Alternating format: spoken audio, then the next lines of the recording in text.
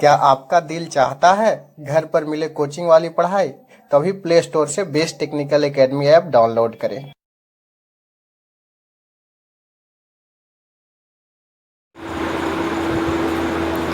Dear student, welcome to best technical academy. मैं हूं engineer विकास कुमार।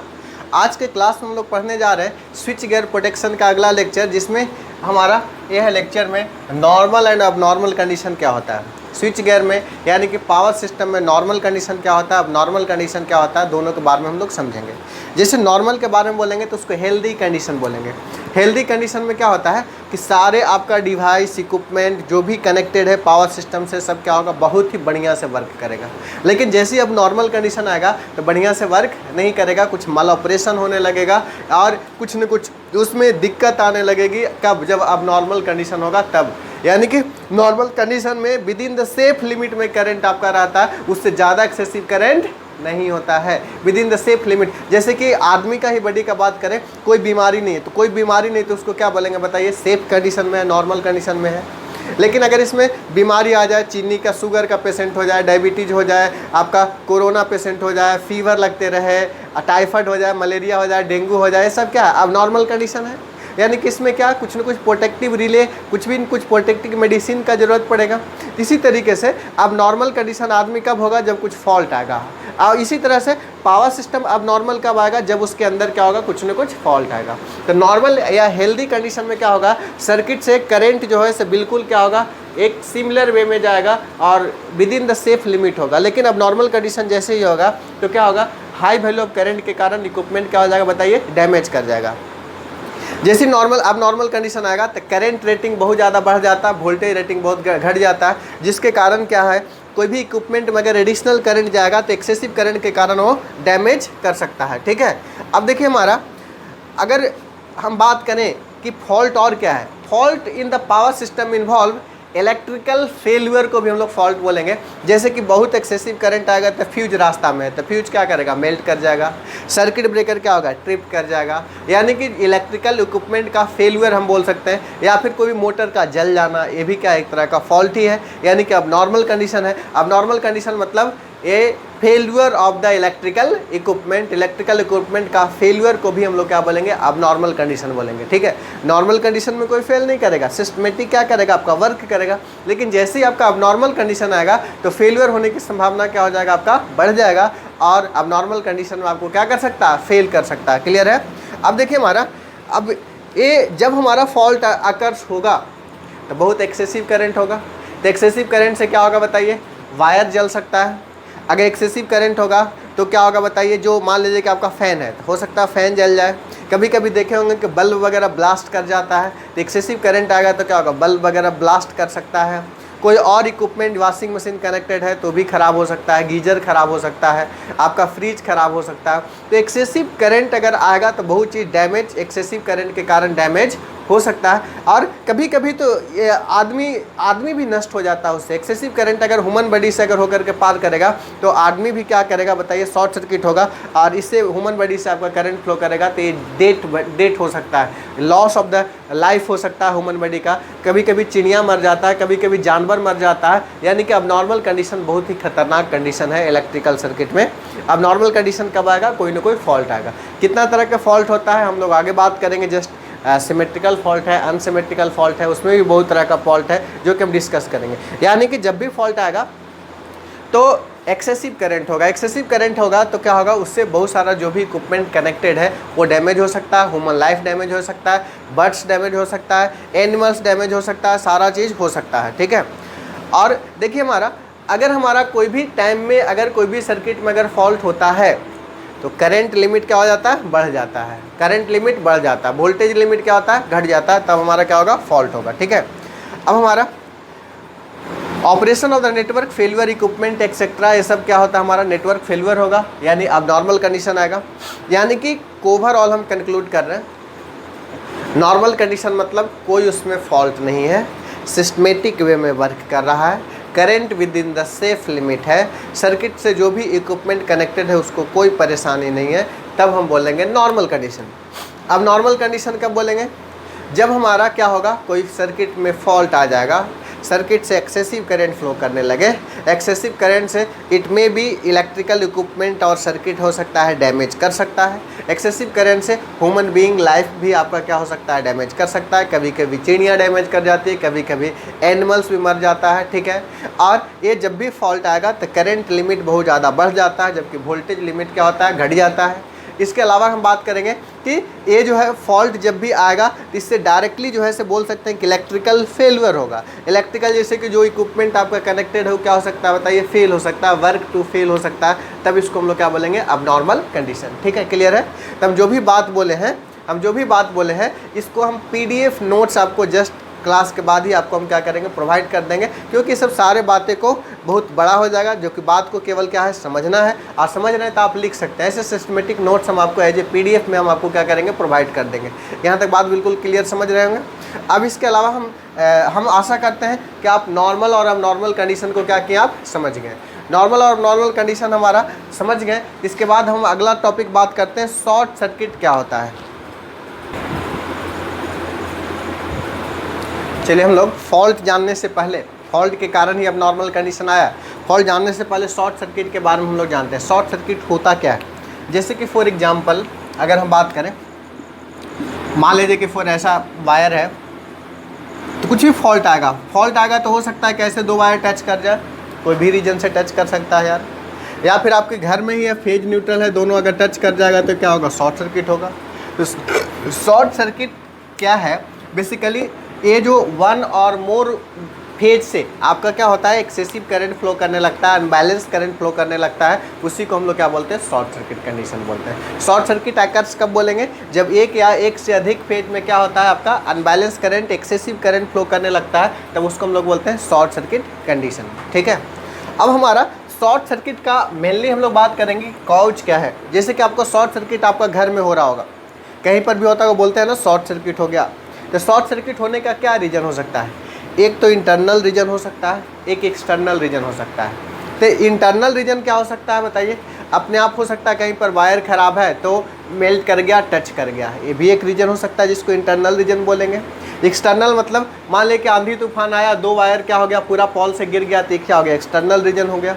यानी कि हमारा इंटरनल रीजन के कारण भी आपका शॉर्ट सर्किट हो सकता है, एक्सटर्नल रीजन के कारण भी आपका क्या हो सकता है, शॉर्ट सर्किट हो सकता है। यानी शॉर्ट सर्किट का दो रीजन है, external reason as well as external reason, यानी दोनों रीजन से हमारा हो सकता है। अगर शॉर्ट सर्किट होगा तो बेसिकली होता क्या है शॉर्ट सर्किट होने से, तो आपको पता होगा कि करंट जो है से एक्सेसिव हाई हो जाता है, जबकि वोल्टेज जो है से बहुत ही ज़्यादा लो हो जाता है। तो करंट बहुत ज़्यादा हाई हो जाना तो एक तरह का क्या है बताइए, अब नॉर्मल कंडीशन है कि नहीं। वोल्टेज को बहुत कम हो जाना एक अब नॉर्मल कंडीशन है कि नहीं, है, बिल्कुल है। तो जब हमारा अगर आपको करंट अगर ज़्यादा हो जाएगा तब क्या क्या डिसएडवांटेज हो सकता है। तो एक्सेसिव करंट से क्या होगा, देखे होंगे सर्किट वगैरह बहुत क्या करता है, हीट कर जाता है, हीट कर जाएगा। Excessive heat it may be sometimes in the form of arc, कहीं कहीं देखते होंगे बिल्डिंग वगैरह में आग लग जाता है, बोलते हैं कि शॉर्ट सर्किट होने से आग लग गया है। तो इसका क्या मतलब है, बहुत सुने होंगे ऐसा कि शॉर्ट सर्किट होने से पूरा बिल्डिंग में क्या हो गया, आग लग गया। इसका क्या मतलब है, शॉर्ट सर्किट होने से एक्सेसिव करंट फ्लो किया, और एक्सेसिव करंट फ्लो करने से क्या हुआ बताइए, एक्सेसिव करंट होने के कारण वहाँ चिंगारी वगैरह, आर्क वगैरह हुआ, जिससे कि पूरा बिल्डिंग क्या होता है, भस्म हो जाता है, जल जाता है। यानी कि शॉर्ट सर्किट कंडीशन बहुत ही खराब कंडीशन है। इसको इसीलिए इसमें बहुत सारा रिले को यूज किया जाता है, बहुत सारा आप देखे होंगे MCB को यूज किया जाता है कि जब भी ऐसा कुछ हो MCB गिर जाता होगा, एक्सेसिव जब भी कुछ हो MCB गिर जाना। ये सब क्या प्रोटेक्टिव सिस्टम दिया गया है, जिसके अगर शॉर्ट सर्किट हो तो उसको तुरंत क्या करे, बचा ले। लेकिन अगर ये बहुत देर तक अगर एग्जिस्ट कर जाएगा शॉर्ट सर्किट, एक्सेसिव करंट अगर फ्लो करेगा तो श्योर शॉर्ट है, बहुत बड़ा डैमेज कर जाएगा एक्सेसिव करंट के कारण। तो एक्सेसिव करंट के कारण हीटिंग होगा, हीटिंग के कारण आर्क होगा, आर्क के कारण मे भी डैमेज हो सकता है, ठीक है। अगर एक्स्ट्रा करंट हुआ, अगर बहुत ज़्यादा वोल्टेज लो हो जाएगा तब क्या प्रभाव पड़ेगा बताइए। अगर आपका बहुत ज़्यादा वोल्टेज लो हो जाता है, जैसे कि आपका घर में मोटर चल रहा होगा, कभी कभी देखते होंगे कि मोटर स्टार्ट नहीं होता होगा, अगर वोल्टेज कम रहता है तो मोटर स्टार्ट भी नहीं रहता होता होगा। अगर बहुत ज़्यादा वोल्टेज अगर कम जाएगा, अगर शॉर्ट सर्किट होगा, उस दौरान मोटर क्या होगा, आपका बंद हो जाएगा। साथ ही साथ जहाँ बिजली जनरेट हो रहा है, सिंक्रोनस जनरेटर वहाँ पर है। बहुत ज़्यादा अगर लो वोल्टेज अगर होगा शॉर्ट सर्किट कंडीशन के कारण तो सिंक्रोनस जनरेटर क्या होगा, सिंक्रोनिज्म को खो देगा, आउट ऑफ सिंक्रोनिज्म हो जाएगा, सिंक्रोनिज्म फेल्यूर हो जाएगा, यानी कि वहाँ पर जनरेटर वर्क करना बंद कर देगा, यानी कि बहुत ही डिफिकल्टी आ जाएगा। एक बिजली जनरेशन हो रहा है वहाँ भी दिक्कत होगा, मोटर वगैरह चल रहा है वहाँ भी दिक्कत आएगा। तो शॉर्ट सर्किट जो है लो वोल्टेज होगा तब भी दिक्कत है, और हाई करंट होगा तब भी होगा। और शॉर्ट सर्किट में क्या, करंट हाई वोल्टेज लो हो जाता है जब भी शॉर्ट सर्किट कंडीशन होता है कहीं पर भी। क्लियर है, यहाँ तक बात समझ गए। तो शॉर्ट सर्किट क्या होता है ये हम लोग समझ गए। अब हम लोग इसके आगे देखते हैं, फॉल्ट के बारे में देखते हैं।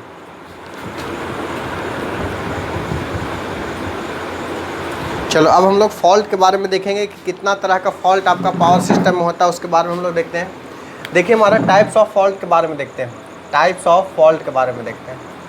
ये जो टाइप्स ऑफ फॉल्ट है बेसिकली दो प्रकार के टाइप्स ऑफ फॉल्ट है आपका।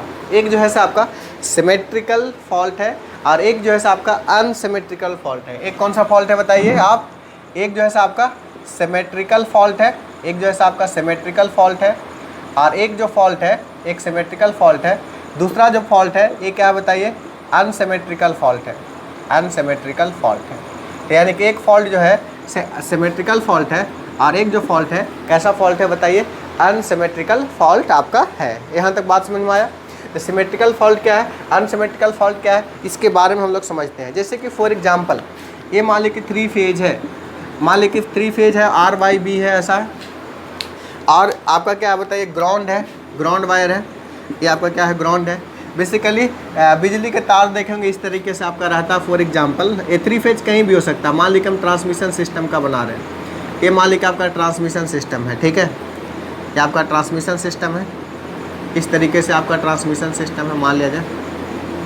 चलो ये ट्रांसमिशन सिस्टम ऐसे है आपका, एक फेज यहाँ पर है, दूसरा फेज फॉर एग्जांपल मान लिया जाए यहाँ पर है, तीसरा फेज फॉर एग्जांपल हम लोग को मान लिया जाए यहाँ पर है, ये आपका तीसरा फेज है फॉर एग्जांपल।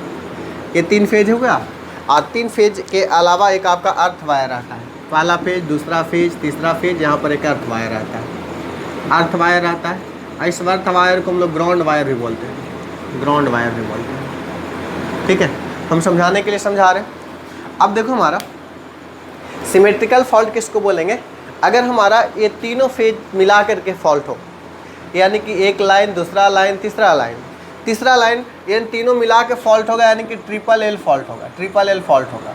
ये तीनों एक दूसरे में क्या होगा बताइए, टच कर जाएगा, हो सकता है ब्रेक कर जाए कहीं।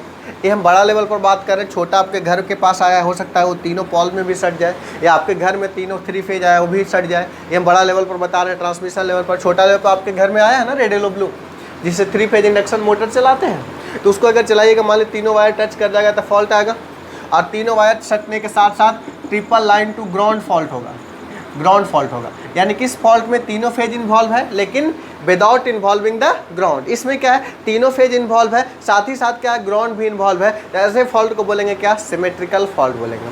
और सिमेट्रिकल फॉल्ट होने की संभावना, तीनों फेज एक साथ हो तो ऐसा संभावना बहुत कम होता है। लेकिन जब तीनों फेज अगर आपका ये वाला फॉल्ट होता है, ट्रिपल एल फॉल्ट, ये सबसे कम होता है। और ये जो मोस्ट सीवियर होता है, सीवियर कहने का मतलब खतरनाक होता है, यानी ये अगर होगा तो बहुत तेज इफेक्ट डालेगा। मोस्ट क्या है बताइए, सीवियर है, मोस्ट सीवियर फॉल्ट है। कौन सा फॉल्ट है ये, आपका 3 फेज फॉल्ट जो है मोस्ट सीवियर है। ट्रिपल लाइन अगर फॉल्ट आ जाएगा तो क्या होगा, बहुत डेंजर आपको साबित हो सकता है। ये मोस्ट सीवियर एक फ्रिक्वेंट होता है, फ्रिक्वेंटी मतलब सबसे ज़्यादा आने वाला है, और मोस्ट सीवियर कहने का मतलब कम आता है लेकिन क्या है, खतरनाक है, बहुत ज़्यादा खतरनाक है ये फॉल्ट। और अनसिमेट्रिकल फॉल्ट क्या है, ये 3 फेज फॉल्ट छोड़ करके जितना भी तरह का फॉल्ट होगा उसको क्या बोलेंगे हम लोग, अनसिमेट्रिकल। और साथ ही साथ ये हम सिमेट्रिकल फॉल्ट को बैलेंस फॉल्ट भी बोलते हैं। क्यों बैलेंस फॉल्ट बोलते हैं, क्योंकि यहाँ पर तीनों फेज में हो रहा है, और IA plus IB plus IC क्या होता है बताइए, 0 होता है। इसमें सिमेट्रिकल फॉल्ट भी हम लोग इसको बोलते हैं। और जबकि अनसिमेट्रिकल को हम लोग अनबैलेंस भी फॉल्ट बोलते हैं। और इसके अलावा जो भी फॉल्ट आएगा उसको क्या बोलेंगे हम लोग, अनसिमेट्रिकल फॉल्ट। जैसे कि एक लाइन है ग्राउंड में टच कर जाए, 2 गो लाइन टू लाइन टच कर जाए, डबल LG फॉल्ट है, ये सब क्या है बताइए, अनसिमेट्रिकल फॉल्ट है। इसमें सबसे ज़्यादा होने वाला ये वाला है, ये जो है से LG फॉल्ट है, सबसे ज़्यादा बार होता है, यानी मोस्ट फ्रिक्वेंट है, लेकिन ये ज़्यादा खतरनाक नहीं है। लेकिन अगर ये सब फॉल्ट आ जाता है तो क्या है, बहुत ही खतरनाक है। लेकिन ये जो है से पूछता है क्वेश्चन कि सबसे मोस्ट फ्रिक्वेंट फॉल्ट कौन सा है, तो LG। सबसे ज़्यादा खतरनाक कौन है, तो ट्रिपल। क्लियर है। इस तरीके से हम लोग बात करेंगे सिमेट्रिकल फॉल्ट और अनसिमेट्रिकल फॉल्ट के बारे में हम लोग बात करेंगे। तो अनसिमेट्रिकल फॉल्ट जो है ये हमारा अनसिमेट्रिकल फॉल्ट जो है ये जो हमारा most unsymmetrical fault varies full analysis to determine the current and voltage in the all part of the system after the occurrence of the this type of the fault। अगर कोई type का fault आ जाएगा तो ये सब fault को analyse हम लोग क्यों करते हैं, क्योंकि उसमें कितना करंट होगा, क्या होगा और कितना तक वो सहन शक्ति कर सकता है, सारी चीज़ को एनालाइज करते हैं इस टाइप ऑफ फॉल्ट में। ठीक है, अब हम लोग बात करते हैं कि इसका मेन फॉल्ट एनालिसिस हम लोग कर रहे हैं सिमेट्रिकल फॉल्ट या अनसिमेट्रिकल फॉल्ट, इसका मेन मोटो क्या है, हमारा क्या है, इसका मोटो है, ऑब्जेक्टिव क्या है, objective of the fault analysis क्या है, हम लोग फॉल्ट एनालिसिस क्यों करते हैं, ऑब्जेक्टिव ऑफ फॉल्ट एनालिसिस। ये जो फॉल्ट एनालिसिस है इस फॉल्ट एनालिसिस का ऑब्जेक्टिव क्या है, क्यों इसका क्या ऑब्जेक्टिव है, इसके बारे में हम लोग चर्चा करते हैं कि फॉल्ट एनालिसिस का क्या ऑब्जेक्टिव है। तो चलिए हम लोग बात करते हैं कि फॉल्ट एनालिसिस का क्या ऑब्जेक्टिव है, इसके बारे में चर्चा करते हैं। चलिए हम लोग ध्यान दीजिए कि फॉल्ट एनालिसिस का क्या ऑब्जेक्टिव है। मेनली जो फॉल्ट एनालिसिस का ऑब्जेक्टिव है, क्या ऑब्जेक्टिव है फॉल्ट एनालिसिस का, कि हमारा सिमेट्रिकल कितना ज़्यादा से ज़्यादा फॉल्ट करंट हो सकता है और कम से कम कितना हो सकता है, इसके द्वारा हम लोग सिमेट्रिकल में एनालाइज करते हैं। अनसिमेट्रिकल में भी डिफरेंट लोकेशन में कितना ज़्यादा फॉल्ट हो सकता है और कितना लेवल तक करंट फ्लो कर सकता है, इसको मेनली एनालाइज करते हैं। यानी कि फॉल्ट एनालिसिस का मेन मकसद है करंट को मेजर करना, कि करंट को कैलकुलेट करना, करंट को फाइंड करना। और ये जो है अनसिमेट्रिकल होता है, इसमें समटाइम्स हम लोग इम्पीडेंस भी नहीं कंसीडर करते हैं, किसमें, अनसिमेट्रिकल में, इसलिए अनसिमेट्रिकल फॉल्ट है। ये हर फेज में आपका बराबर नहीं होता, डिफरेंट फेज में डिफरेंट होगा, लेकिन इसमें फॉल्ट होगा तो क्या सब में बराबर जाएगा, इस तरीके से बात करेंगे। तो ये है अनसिमेट्रिकल एसिमेट्रिकल। ऑब्जेक्टिव का मेन मतलब क्या हुआ, जो भी फॉल्ट करंट है मैक्सिमम मिनिमम लेवल में उसको क्या करना, डिटेक्ट करना, उसको क्या करना, पहचानना, उसको क्या करना, कैलकुलेट करना। ये हमारा मेनली इसका एनालिसिस का ऑब्जेक्टिव है। क्लियर है। तो ये जो हम बताएं इसमें बहुत ज़्यादा थ्योरेटिकल पार्ट है। अगले क्लास में हम लोग बात करेंगे पर यूनिट सिस्टम क्या है, पर यूनिट से हम लोग फॉल्ट को क्या करेंगे, रिलेट करेंगे। ठीक है, तब हम लोग अगले लेक्चर में फिर मिलेंगे। और इसका आपका नोट्स जो है जस्ट इस लेक्चर के बाद आपको PDF मिल जाएगा। ठीक है, PDF से देख करके नोट्स अच्छे से आप बना लीजिएगा, क्योंकि इसमें नोट्स जो है बहुत हमारा होता है थ्योरेटिकल पोर्शन, इसको समझना जरूरी है। ठीक है, बात समझे। तो जहाँ मैथमेटिकल आएगा कुछ न्यूमेरिकल टाइप भी है, आपका फॉल्ट में कुछ न्यूमेरिकल भी आएगा, पर यूनिट में कुछ न्यूमेरिकल आएगा, तो वहाँ पर हम बोर्ड पर ही लिखते जाएंगे, वहाँ पर लिखाएंगे नहीं। लेकिन यहाँ पर क्या है, थ्योरी, इसलिए आपको PDF नोट्स दे रहे हैं। क्लियर है। ठीक है, आज के लेक्चर में इतना ही। Thank you all, have a nice day, best luck.